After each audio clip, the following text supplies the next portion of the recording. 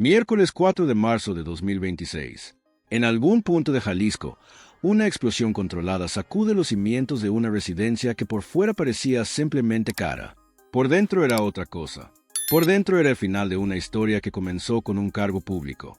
Continuó con millones desviados y terminó con una puerta blindada de acero reventada por cargas explosivas y un secreto que llevaba años enterrado literalmente bajo el piso.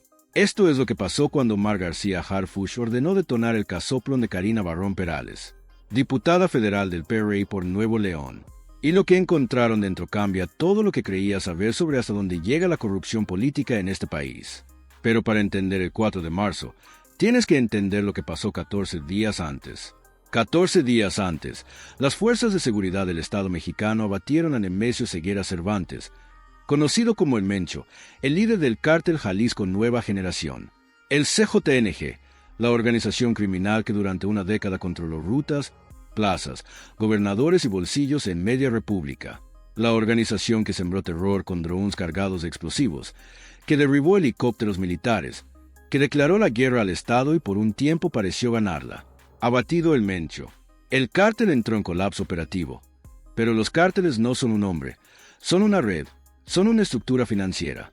Son capas y capas de lavado de cuentas, de propiedades, de políticos, de funcionarios, de testaferros con credenciales y trajes de lino, que nunca aparecen en los periódicos narcos, pero que son los que mantienen el dinero limpio y el dinero seguro. Y cuando el CJNG se cayó, esas capas empezaron a quedar expuestas, una por una, como cuando tiras una pared y descubres que detrás había termitas desde hace 20 años. Karina Barrón Perales no es un nombre que la mayoría de los mexicanos tenga grabado en la memoria, y eso es exactamente el punto. Fue diputada local en Nuevo León, luego diputada federal por el PRI, luego secretaria de Desarrollo Humano en Monterrey.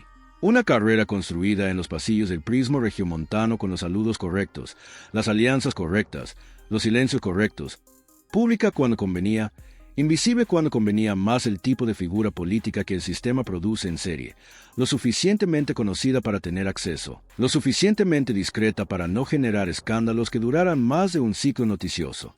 Pero las investigaciones derivadas del desmantelamiento del CJNG no perdonan la discreción.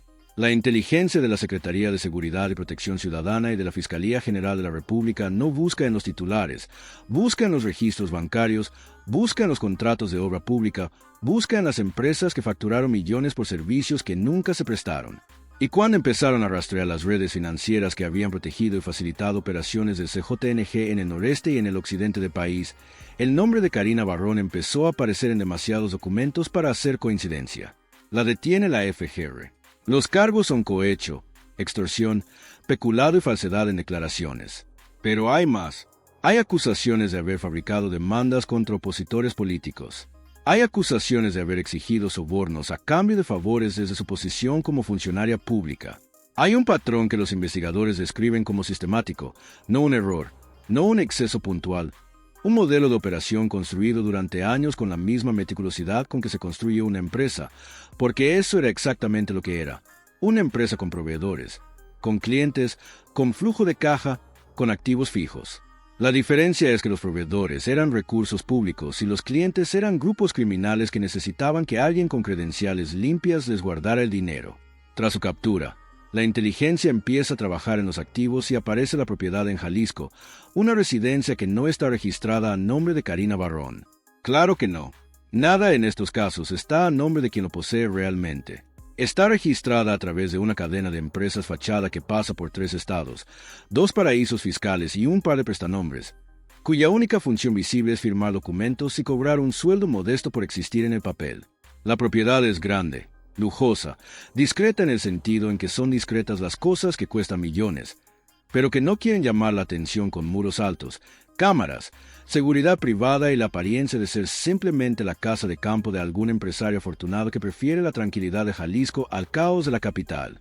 Pero la inteligencia térmica detecta algo que los muros no pueden esconder.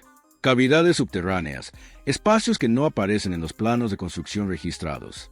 Espacios que alguien construyó con mucho cuidado para que no aparecieran en ningún plano registrado en ningún lugar. El 4 de marzo, con luz natural, con el sol apenas levantado sobre Jalisco, García Harfuch ordena el operativo. La decisión de hacerlo de mañana no es casual. Es táctica. La visibilidad máxima sirve para dos cosas, para el control de terreno y para el registro. Este operativo va a ser visto, va a ser documentado, va a ser difundido, porque en este momento de la historia la visibilidad es parte del mensaje. Cuando el Estado mexicano quiere decirle a alguien que no hay refugio, lo dice con cámaras encendidas y con drones en el cielo. Vehículos blindados bloquean todos los accesos a la propiedad desde antes del amanecer. La Guardia Nacional, Fuerzas Especiales, equipos de la FGR. El despliegue es masivo y está diseñado para ser masivo.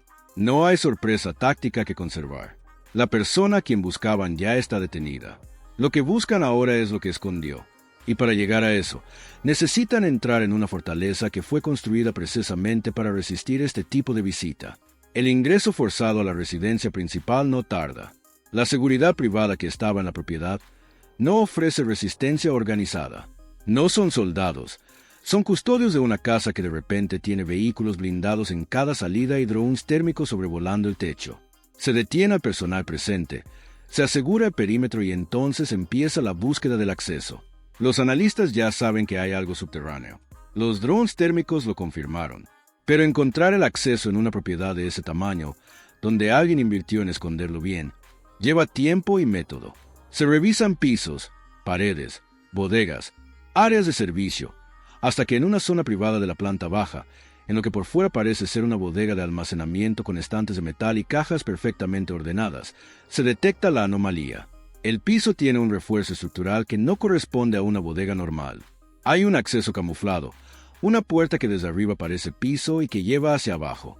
Lo que encuentran es una estructura de concreto armado con una puerta blindada de acero y sistemas de cierre múltiple. El tipo de construcción que no se encarga ninguna ferretería, el tipo de construcción que requiere a alguien con conocimientos específicos, con materiales específicos y con la intención muy específica de que nada ni nadie entre sin autorización. Abrir eso sin los códigos de acceso y sin las llaves correspondientes tiene una sola solución y esa solución hace ruido. Las cargas explosivas son calculadas con precisión. No se trata de volar el lugar. Se trata de brechar la puerta sin colapsar la estructura, sin destruir lo que hay adentro, sin convertir evidencia en escombros. Es cirugía con explosivos. El equipo coloca las cargas, despeja el área y detona. La explosión es contenida, dirigida suficiente. La puerta cede, el acceso queda abierto y entonces entran.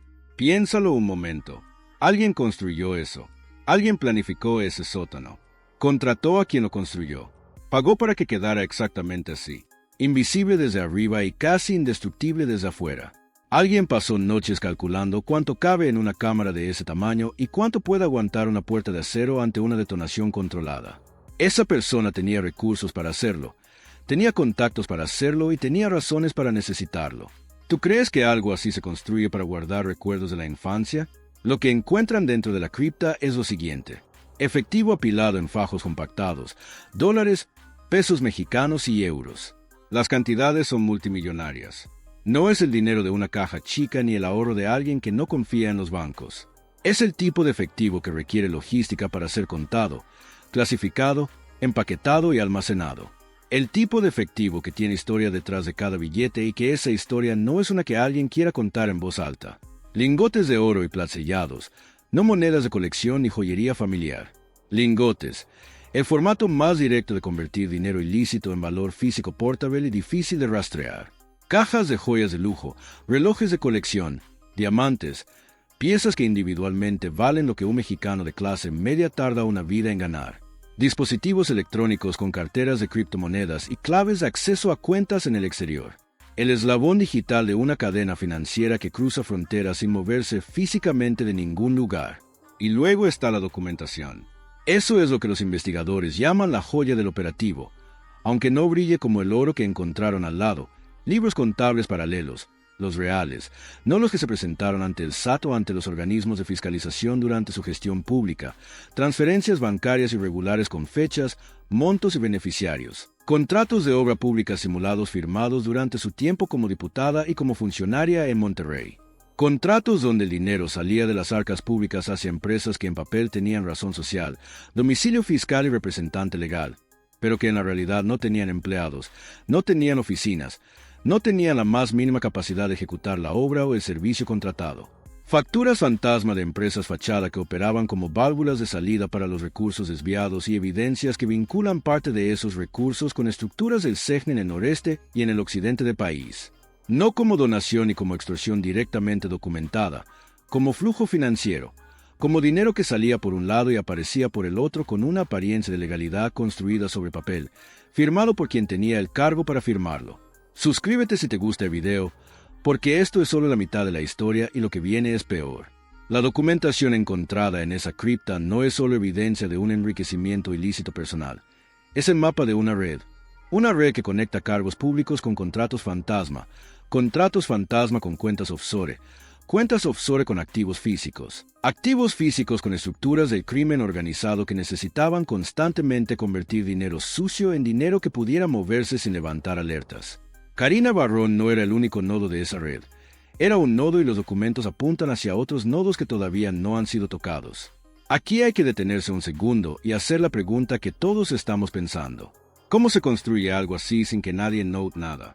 Y la respuesta es incómoda porque es sencilla.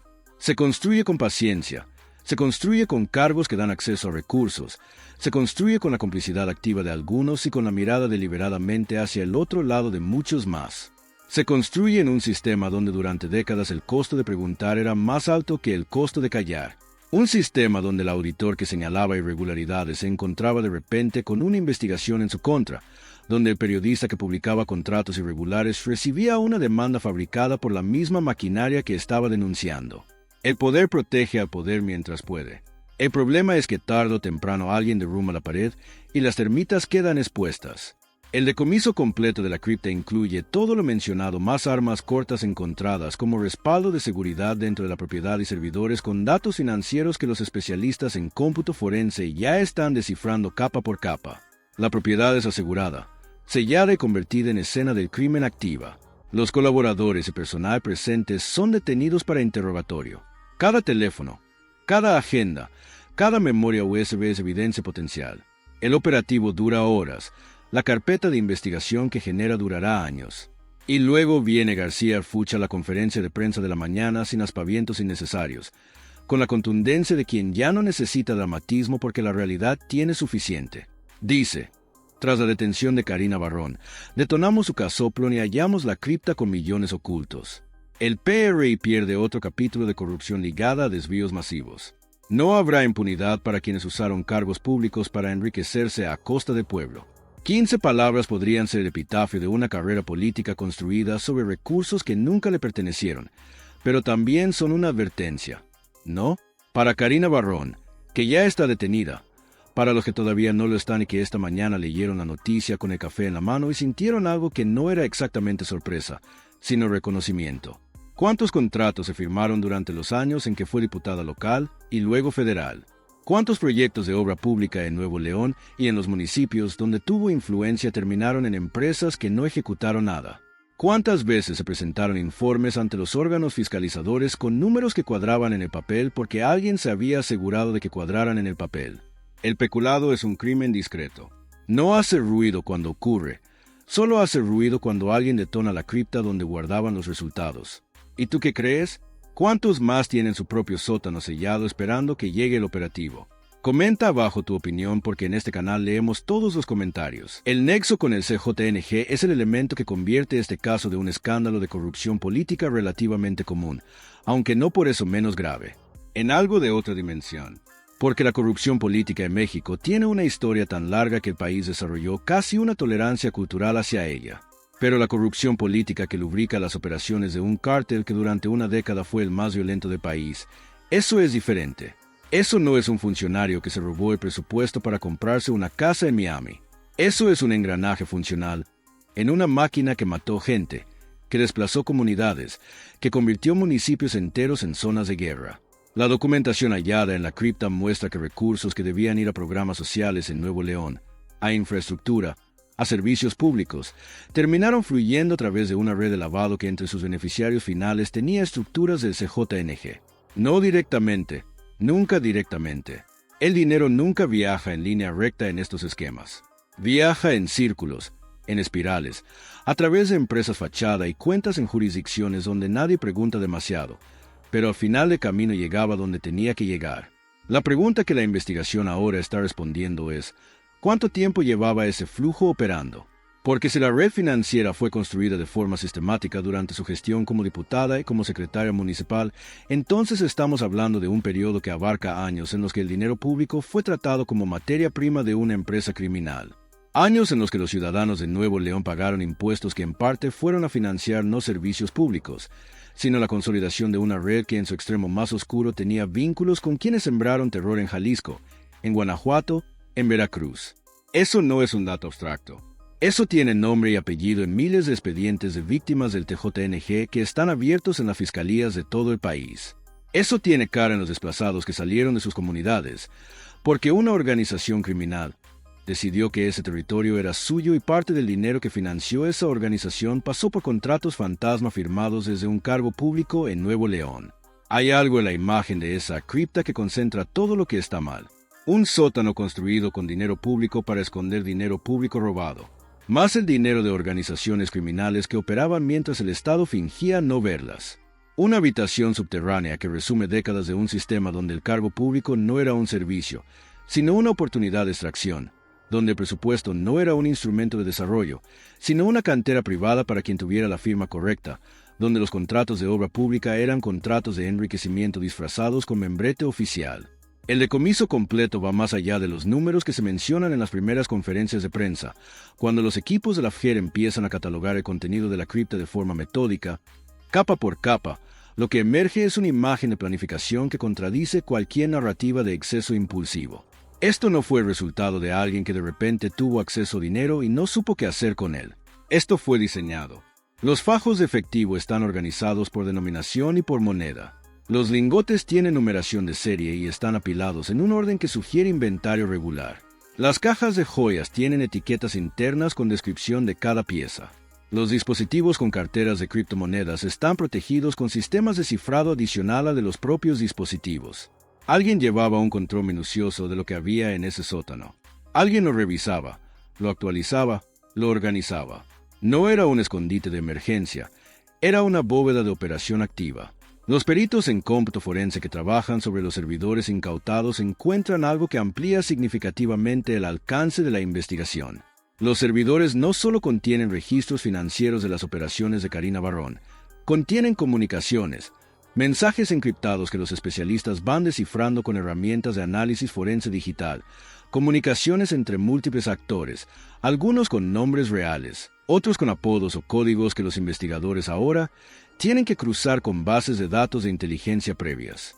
Las conversaciones abarcan un periodo de varios años y cubren temas que van desde la coordinación de transferencias hasta la discusión de riesgos legales y la planificación de contingencias en caso de una investigación. En uno de los intercambios, recuperado de un archivo que alguien intentó eliminar, pero que quedó en el espacio no asignado del servidor, hay una referencia explícita a la necesidad de acelerar ciertos movimientos, porque hay señales de que la inteligencia financiera está mirando en esa dirección.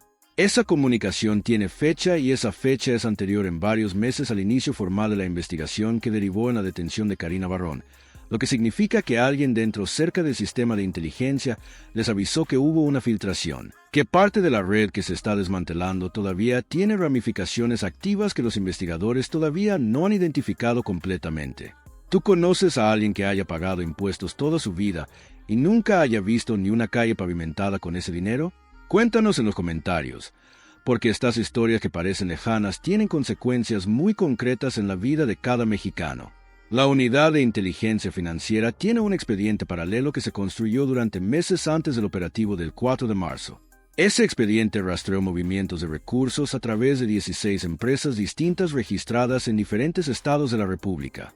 Empresas con nombres que suenan a consultoría, a desarrollo, a servicios profesionales, nombres que no dicen nada a nadie, pero que en conjunto conformaron un sistema de tuberías financieras diseñado para que el dinero pudiera moverse entre cuentas sin que ninguna transacción individual superara los umbrales que activan reportes automáticos de operaciones inusuales. Una técnica conocida en el análisis financiero como estructuración o en el argot de la inteligencia financiera como pitufeo. El dinero entra en pequeñas cantidades, Sale en pequeñas cantidades y el volumen total solo es visible cuando alguien tiene la paciencia y los recursos para rastrear todas las transacciones al mismo tiempo en todas las cuentas al mismo tiempo. Eso requiere tiempo, requiere coordinación entre instituciones y requiere que nadie en la cadena esté siendo pagado para mirar para otro lado. Las tres condiciones son difíciles de garantizar simultáneamente en cualquier sistema de fiscalización, pero en este caso se garantizaron y el resultado es el expediente que ahora está en manos de la FGR. El historial público de una diputada del PRI por Nuevo León, si alguien lo hubiera leído con atención hace 10 años, habría mostrado señales. Las declaraciones patrimoniales presentadas ante la Cámara de Diputados mostraban un incremento de patrimonio que los analistas independientes calificaron en su momento como inusual, pero no imposible de explicar. Ingresos por actividades profesionales previas al cargo, herencias, inversiones. Las explicaciones siempre son posibles cuando se tiene acceso a un equipo de contadores que saben exactamente hasta dónde puede llegar la historia, sin que los números dejen de cuadrar visiblemente. El problema con esas declaraciones no era lo que decían, era lo que no decían. La propiedad en Jalisco no aparece en ninguna declaración porque no está a nombre de Karina Barrón. Los lingotes de oro no aparecen porque están bajo tierra detrás de una puerta que nadie iba a abrir sin una orden y una carga explosiva. El sistema de declaraciones patrimoniales en México fue diseñado para dar apariencia de transparencia, sin los mecanismos de verificación real que harían esa transparencia significativa. Declaras lo que declaras y nadie tiene ni los recursos ni la autoridad operativa para verificar sistemáticamente que lo declarado corresponde a la realidad hasta que alguien decide que sí los tiene. El papel del PRI en todo esto merece una conversación directa. No porque sea el único partido que produce este tipo de casos, no porque todos sus militantes sean corruptos ni nada por el estilo, sino porque la estructura institucional del PRIismo durante décadas creó condiciones específicas que facilitaron este tipo de operación. El control territorial. Las redes de lealtad verticales, donde el cargo se otorga a cambio de obediencia, y la obediencia incluye no hacer preguntas sobre lo que hace quien está a un nivel más arriba. El acceso a recursos públicos y mecanismos de fiscalización independientes realmente operativos. Y la cultura del silencio cómplice, donde todos saben algo, pero nadie dice nada porque todos tienen algo que esconder o porque saben lo que le pasa a quien habla. Eso no es una acusación ideológica, es la descripción de cómo funcionan las estructuras de poder que operan sin contrapesos reales durante periodos prolongados. Y el PRI operó sin contrapesos reales durante 71 años a nivel federal y durante décadas más en muchos estados. Ese tiempo es suficiente para que un modelo de operación se convierta en cultura institucional. Y la cultura institucional no desaparece cuando pierde una elección. Se adapta, se reconfigura, busca nuevos espacios donde seguir operando con la misma lógica.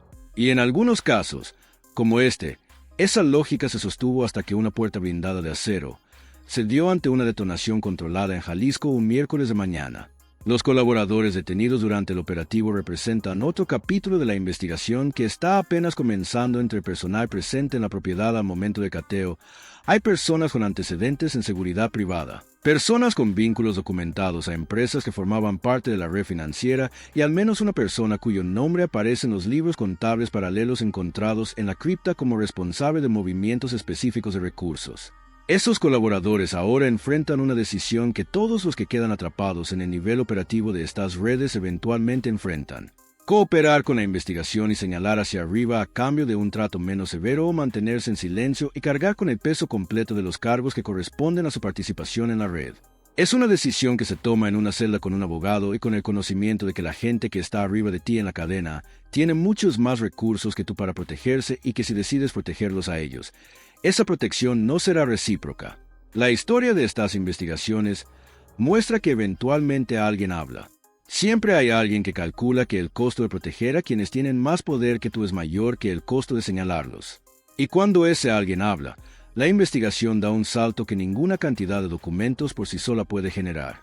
El 4 de marzo de 2026 no es un evento aislado en la historia de México. Es parte de una secuencia que comenzó con el abatimiento del Mencho y que está desenredando capa por capa la arquitectura de complicidades que permitió que el CJNG operara durante una década con la escala y la impunidad que tuvo. Cada nodo que cae expone otros nodos. Cada cripta que se abre contiene documentos que apuntan hacia otras criptas. Cada servidor que se descifra revela comunicaciones que nombran a personas que todavía no han sido tocadas. La investigación no tiene un punto final predefinido. Tiene una lógica de expansión que seguirá avanzando mientras los documentos sigan apuntando hacia adelante. Y hasta ahora los documentos no han dejado de apuntar. Hay una dimensión de este caso que pocas veces se menciona en las coberturas inmediatas y que sin embargo es la más importante para entender el daño real que genera este tipo de corrupción. Cuando el dinero sale del presupuesto público a través de contratos fantasma y termina en una cripta subterránea o en cuentas offshore. El daño no es solo económico en abstracto. Es la suma de todas las decisiones que no se pudieron tomar porque el presupuesto ya no estaba. Es el médico que no se contrató en el centro de salud de un municipio de Nuevo León porque el recurso destinado a equipamiento fue desviado hacia una empresa que no entregó nada. Es la beca que no llegó a manos del estudiante que la necesitaba porque el programa de desarrollo social fue operado a través de empresas fachada que se quedaron con la mayor parte del presupuesto. Es el puente que sigue sin construirse en una comunidad rural porque el contrato de infraestructura fue adjudicado a una razón social que no tenía maquinaria ni trabajadores, ni la más mínima intención de construir nada.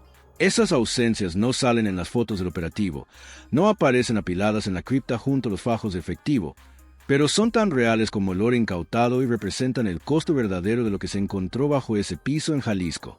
El costo que pagaron personas reales con nombre y apellido que nunca supieron que parte de sus impuestos estaba siendo desviada hacia ese sótano. Hay una última pregunta que este caso deja abierta y que la investigación todavía no ha respondido completamente. ¿Cuántos operativos más hacen falta? La red que se está desmantelando tiene más nodos de los que el 4 de marzo pudo alcanzar. Los documentos encontrados en la cripta apuntan hacia conexiones que van más allá de Nuevo León y Jalisco.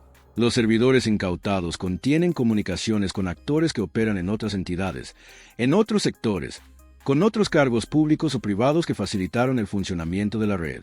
La investigación avanza, pero avanza contra una estructura que durante años tuvo tiempo, recursos y complicidades para construirse con solidez. Derrumbarla completamente no es cuestión de un operativo ni de una detención.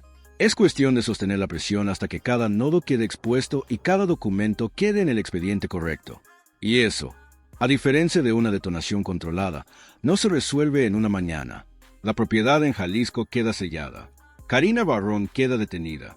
La red financiera que construyó durante años queda expuesta en un expediente que sigue creciendo. El 4 de marzo de 2026 es el día en que una puerta blindada de acero se dio ante una detonación controlada y lo que salió de ahí no fue solo oro, ni efectivo, ni documentos. Fue la prueba de que el sistema que permitió que todo esto existiera tiene nombres, tiene fechas, tiene firmas y que tarde o temprano las detonaciones llegan a donde nadie quería que llegaran. En algún despacho de abogados, en este momento alguien está revisando un expediente y calculando cuánto tiempo puede ganar. En algún banco offshore, alguien está ejecutando movimientos preventivos. En algún partido político, alguien está borrando fotos de redes sociales y redactando comunicados de distancia.